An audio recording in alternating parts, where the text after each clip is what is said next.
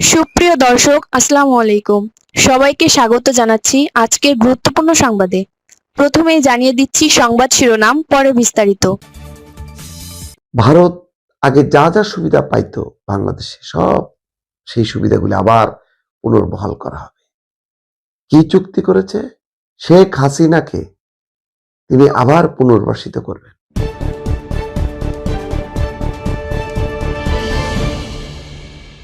আমি ভাবছি তারেক রহমানকে নিয়ে এত কথা, এত আলোচনা, এত সমালোচনা,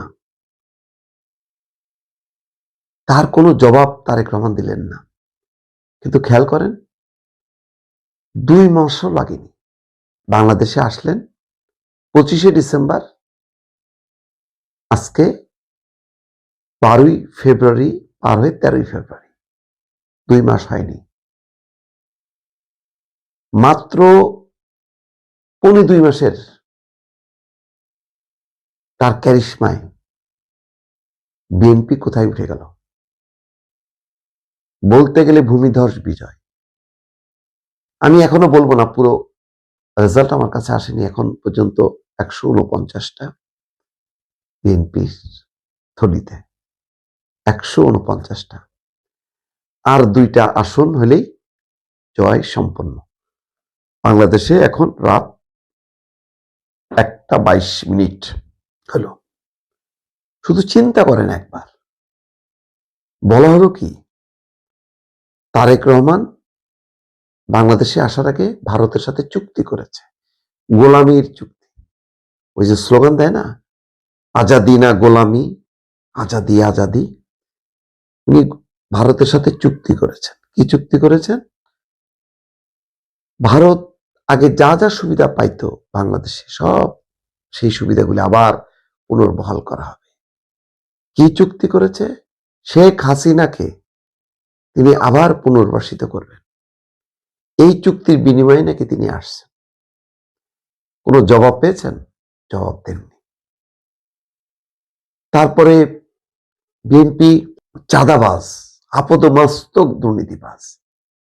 বিএনপির সাথে 25-30 বছর ঘর সংসার করা জামাত ইসলামের নেতারা অকপটে বলে যাচ্ছেন। আমি চ্যানেল 24-এ ছিলাম, সেখান থেকে মিয়া গোলাম পরোয়ারকে যুক্ত করা হলো। আমি কিছুক্ষণ তার বক্তব্য শুনলাম। কি দম্ভ ভরে, গর্ব ভরে, মানে তুচ্ছ-তাচ্ছিল্য। বিএনপি একেবারে করাপ্ট দল। তারা ছিল শুধু, মানে করাপশনের মধ্যে থেকেও দুর্নীতিমুক্ত থাকা যায় সেটা প্রমাণ করার জন্য তারা ছিল, নতুবা তারা থাকতেন না। 2টা মন্ত্রী, 3টা মন্ত্রণালয় ছিল। ওই 3টা মন্ত্রণালয় ছাড়া বাকি সব ছিল করাপ্ট, আপাদমস্তক দুর্নীতিতে ভরা। 5বার চ্যাম্পিয়ন হয়েছে। লম্বা সময় ঘর সংসার করা হলো, একবারও বললো না যে না তোমার সংসার করব না, তোমার জোটে থাকবো না। আমি আসসালামু আলাইকুম সালাম দিল না। নির্বাচনের একটা সুযোগ আসলো, আওয়ামী লীগের কার্যক্রম নিষিদ্ধ হলো, নির্বাচন করতে পারলো না।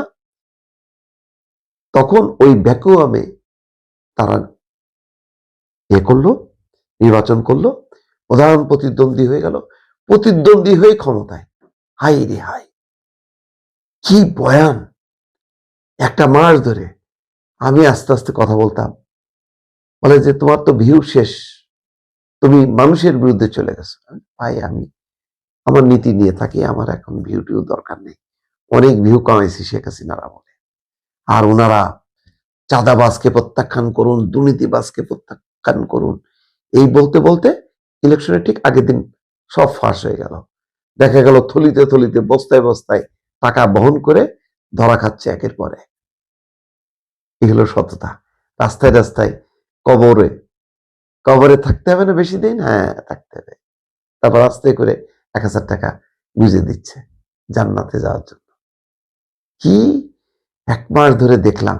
ভাই রে ভাই, পাইছেন জবাব ঠিক মতো? পাইছেন না? জনগণ জবাব দিয়ে দিছে ভোটের মাধ্যমে।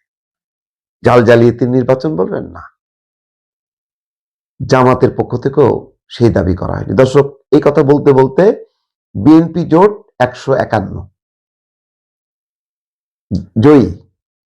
সরকার গঠনের মতন এখন তাদের আসন সংখ্যা হয়ে গেল। এখন বাজে ঘড়িতে 1:26। 1:26 স্ক্রল হচ্ছে, বিএনপি 151 আসনে জয়ী, মানে 150 আসন একটা হলেই জয় সুনিশ্চিত। আর কোনো সন্দেহ নেই এই ব্যাপারে। তারা এই আর যদি কোনো আসন নাও পায়, 151টা আসন দিয়ে তারা সরকার গঠন করতে পারবে। কিন্তু এই রাতটা পার হবার পর সকাল হইতে হইতে দেখবেন এর সাথে কমপক্ষে, কম করে বলি না, বেশি না বলাই ভালো, কারণ অনেকের মনে অনেক কষ্ট। ভুরি ভুরি ঘন্টায় ঘন্টায় যারা স্ট্যাটাস দিচ্ছে, ভিডিও দিচ্ছে, উল্লাস করছে যে এই তো ডাকসুর মতন জয় হয়ে গেল, ভূমিধস বিজয়। ডাকসুতে দেখেননি, কল্পনাও করা যায়নি ওই রকম বিজয় হবে। তারা মনে কষ্ট পাবে। তাদের দেখেন, তাদের কোনো নেই। গত 6-7 ঘন্টা ধরে আমি কোনো স্ট্যাটাস পাচ্ছি না, তাদের কোনো বয়ান পাওয়া যাচ্ছে না, এতই শোকাহত। এখন 151 আসনে বিজয়ী হয়ে গেল। রাত পার হইতে হইতে কত হবে? বেশি না, 50টা হয়ে যাবে ইনশাল্লাহ, 200 আসন। আমি শুধু ভাবছি, আমি সেদিনও বলছিলাম যে দেখেন, শেষ পর্যন্ত মানে সত্যের জয় হয়, ভদ্রতারও জয় হয়। তারেক রহমান বারবার বলছেন একটা কথা, যে আমি গীবত করতে চাই না, কারোর বদনাম করতে চাই না, বদনাম করে সময় নষ্ট করতে চাই না। আমি এসেছি বাংলাদেশে 17 বছর পর, আমার মাতৃভূমিতে ফিরে আসছি। আমি এখন বাংলাদেশকে গড়তে চাই, আমি পরিকল্পনা নিয়ে এগোতে চাই। ফ্যামিলি কার্ড, কৃষক কার্ড, অনেকগুলি পরিকল্পনা, সেটা নিয়েও কি তুচ্ছ তাচ্ছিল্য। ওরে বাবা, ওই ফ্যামিলি, রাখ তোর ফ্যামিলি কার্ড, তাদের দরকার ভালোবাসার কার্ড। কি তুই তামারি করে কি সব মানে উচ্চারণ।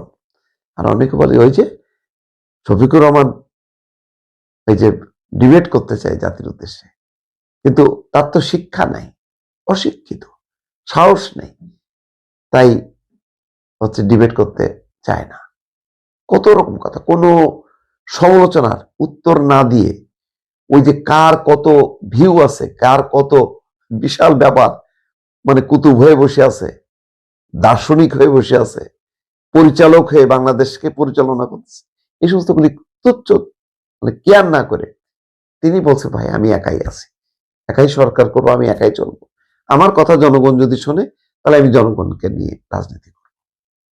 চমক দেখলেন, 2 মাসও লাগেনি বাংলাদেশের মানুষের মন জয় করতে। মানুষ বুঝে গেছে বার্তা, মানুষ ওই রাজনীতি চায়। উৎসাহ, নিন্দা, প্রতিহিংসামূলক, উদ্ধত আচরণ, জ্বালাও পোড়াও, ওই রাজনীতি পছন্দ করে না। তারেক রহমানের বক্তব্যে, আলোচনায় মুগ্ধ। দেখতেন না, এক একটা সবাই অবাক হয়ে দেখে, কিরে স্টেজে বক্তব্য নেই, স্টেজে কথা বলতে বলতে যাচ্ছে, পাবলিকের সাথে ইন্টারাকশন করতেছে। সবাই মনে করে পাগল নাকি, এই দিয়ে চলে নাকি? পাইছেন এবার জবাব। সামনে আরো চমক আছে, অপেক্ষা করেন, ধৈর্য ধরেন। আবারও বলি, ধৈর্যে ওই যে সবুরে মেওয়া ফলে, আর সত্যের জয় হবে।